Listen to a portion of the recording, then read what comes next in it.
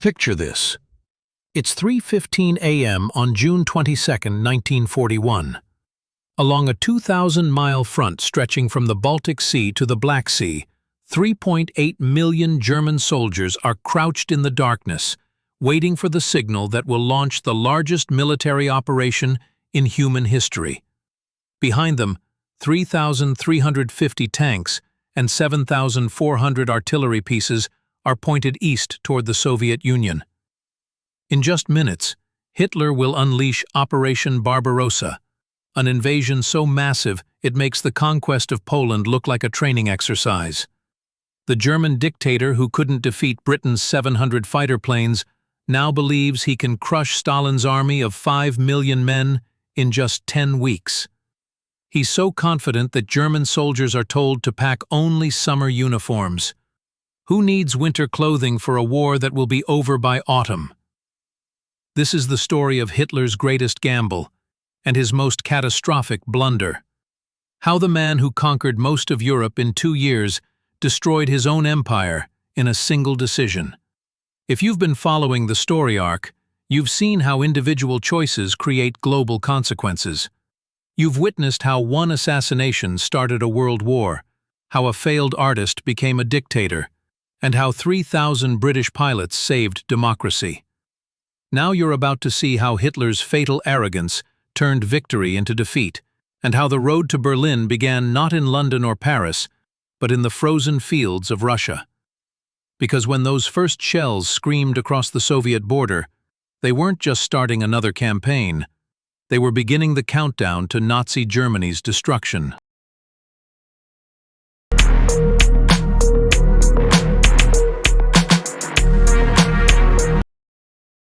The decision that doomed Germany.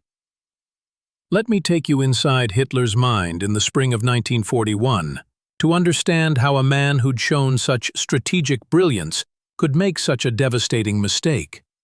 The world thought Hitler was unstoppable. He'd conquered Poland in 18 days, Norway in 62 days, France in just 6 weeks. The Wehrmacht war machine seemed invincible. But Hitler was frustrated. As we saw in our last story arc episode, Britain refused to surrender despite being bombed night after night during the Blitz.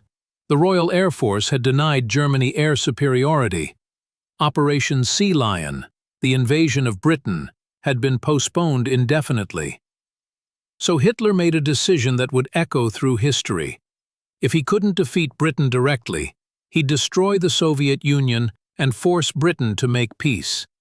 The logic seemed sound to him. Crush Stalin's communist empire, seize its vast resources, and Britain would have no choice but to negotiate. What Hitler didn't understand was that he was about to repeat Napoleon's fatal error, fighting a two-front war against an enemy with unlimited space to retreat and unlimited reserves to call upon. Operation Barbarossa wasn't just an invasion. It was a genocide disguised as a military campaign. Hitler's orders were clear. This would be a war of extermination. Soviet prisoners weren't to be treated according to international law. Communist officials were to be executed on sight. Entire populations were to be enslaved or eliminated. German generals presented Hitler with what seemed like an unstoppable strategy.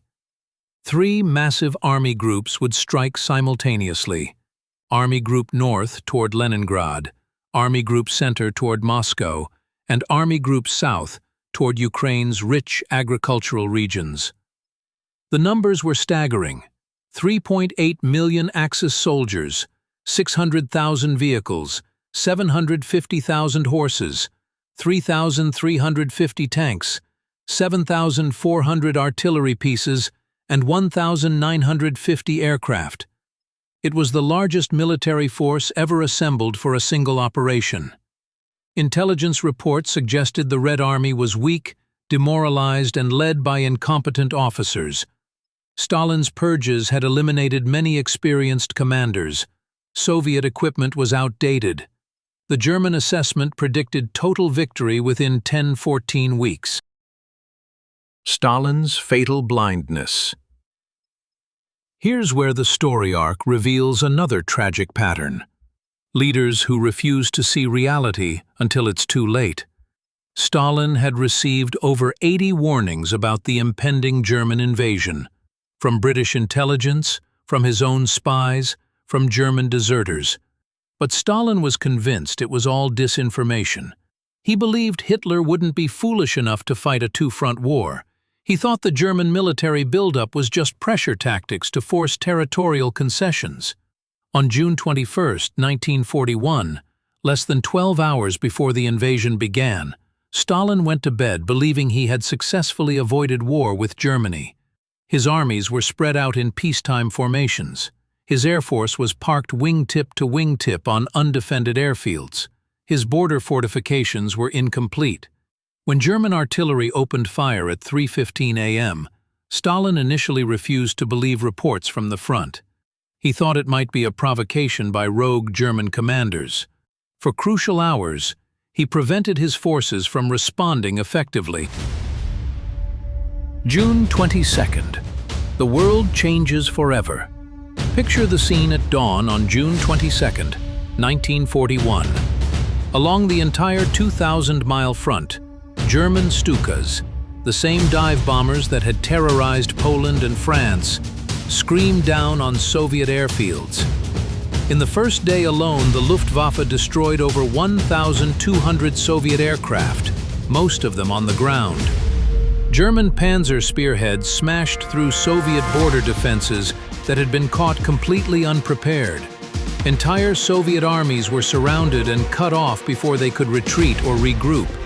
The world watched in amazement as the pattern of blitzkrieg repeated itself on an even larger scale.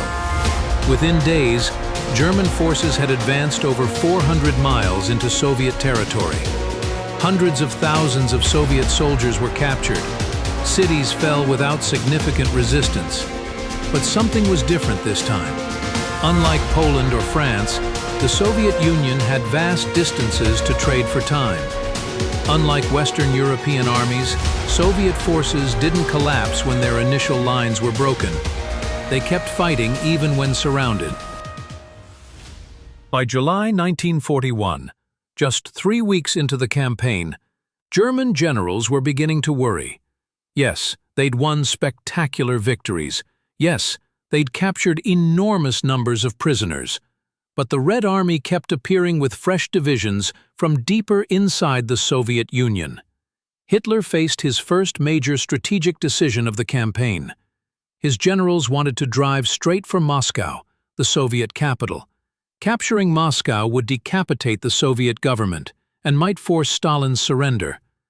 But Hitler was tempted by other prizes. Leningrad, the birthplace of the Communist Revolution. Ukraine, with its rich agricultural land and industrial resources. He divided his forces, sending some north, some south, weakening the central thrust toward Moscow. This decision would prove as fatal as his choice to invade the Soviet Union in the first place. Military experts have argued ever since whether Hitler could have won by concentrating everything on Moscow. We'll never know for certain, but we know what actually happened. The Siege of Leningrad, 872 days of horror. One of the most horrific consequences of Operation Barbarossa was the Siege of Leningrad, a 872-day nightmare that revealed both the worst and best of human nature. German forces surrounded Leningrad, now St. Petersburg, in September 1941, trapping nearly 3 million civilians inside the city. Hitler's orders were clear: starve the population into submission. No food supplies were to be allowed in. What followed was one of history's most brutal sieges. During the first winter, temperatures dropped to -40 degrees Fahrenheit. People burned furniture, books, even floorboards for warmth. The daily bread ration fell to just 125 grams, less than 3 slices. Yet the city refused to surrender. Civilians worked in munitions factories even while starving. The Leningrad Symphony Orchestra performed Shostakovich's Seventh Symphony in the ruins of the city. Over 1 million people died, But Leningrad never fell. The Battle for Moscow. By October 1941, Hitler finally turned his attention back to Moscow. Operation Typhoon, the assault on the Soviet capital, began with typical German efficiency. Panzer spearheads advanced to within 20 miles of the Kremlin. Stalin ordered the government to evacuate to Kuibyshev, 500 miles to the east. Panic gripped Moscow as citizens fled the approaching Germans.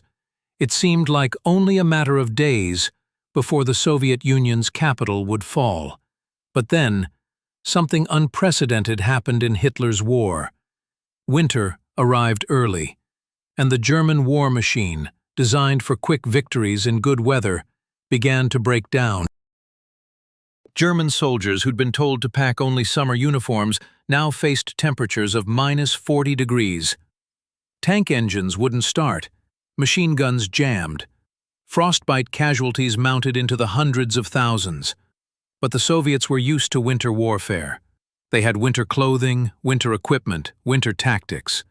Fresh Siberian divisions, troops experienced in extreme cold conditions, began arriving from the Far East.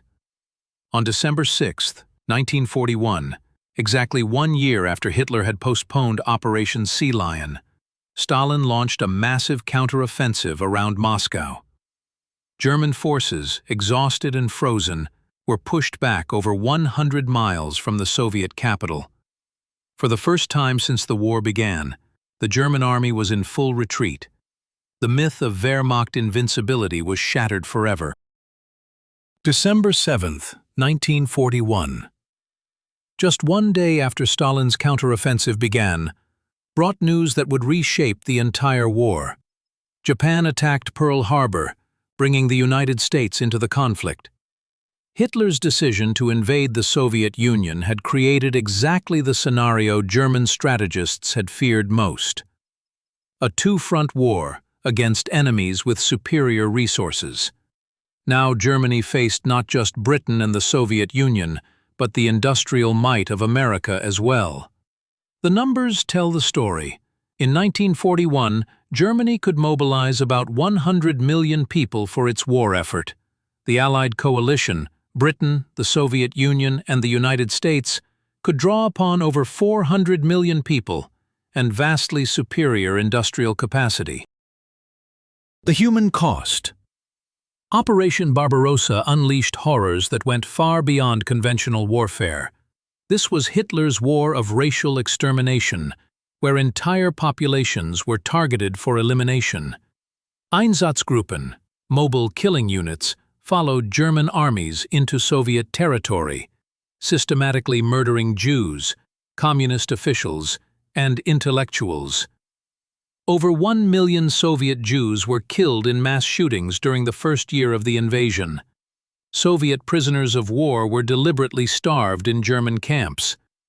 Of the 3.3 million Soviet soldiers captured in 1941, fewer than 1 million survived the war. This wasn't military necessity. It was genocide by starvation. But the Soviet Union responded with equal brutality. Stalin's "not one step back" orders meant Soviet soldiers faced execution for retreating. Entire ethnic groups were deported to remote regions on suspicion of collaboration.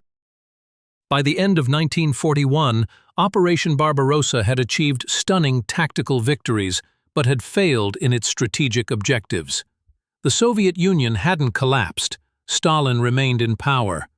The Red Army, despite massive losses, continued to fight.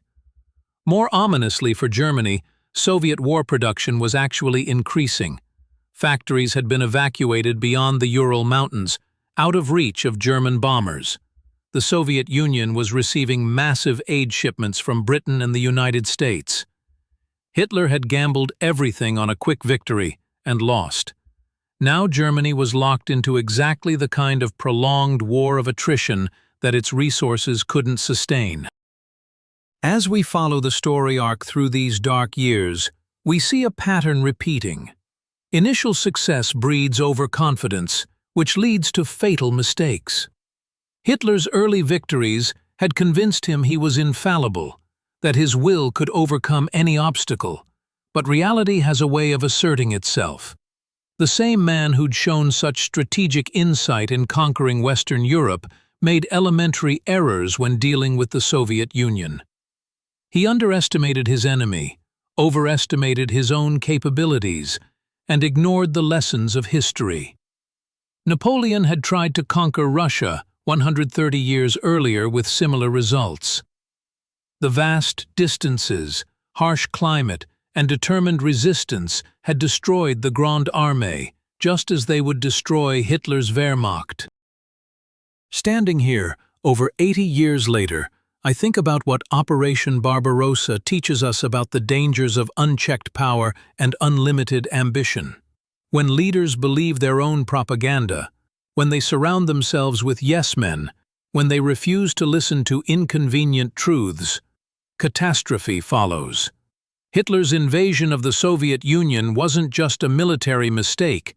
It was the product of an ideology that viewed other human beings as expendable resources.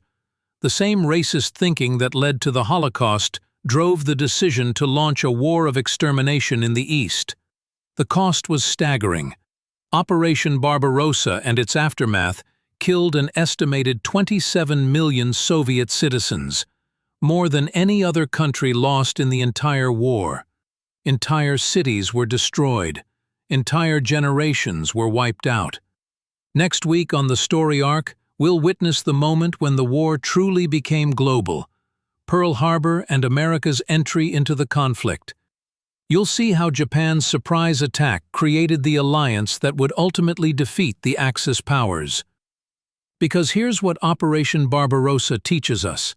No matter how powerful you become, no matter how many victories you've won, hubris is always fatal. The moment you believe you're invincible is the moment you begin your own destruction. The story arc continues, and the road to Berlin is about to become a highway for Allied armies from both East and West.